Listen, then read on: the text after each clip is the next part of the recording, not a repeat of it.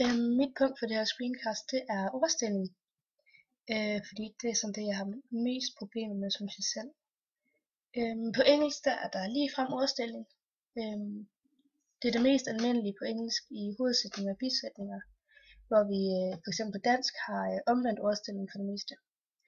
Og ligefrem ordstilling, det vil sige, at subjektet, det står foran verbet, hvor omvendt ordstilling vil sige, at verbet, det står foran subjektet.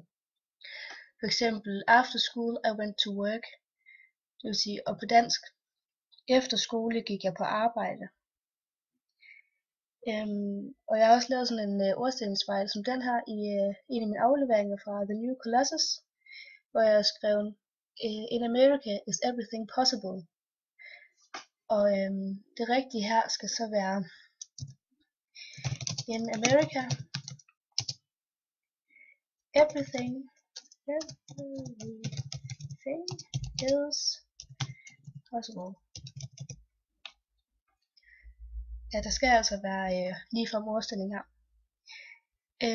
Ligefrem ordstilling, det skal altid bruges, når subjektet er personligt, og når det knytter sig til et hjælpeverbum i en anførende sætning.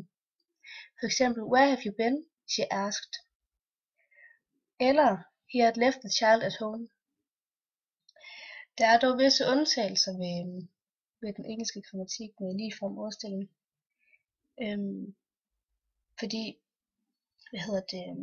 man kan også have omvendt ordstilling, ligesom der er på dansk, i for eksempel spørgende hovedsætninger. Og det er så akkurat ligesom den danske med spørgende sætninger. For eksempel, how are you?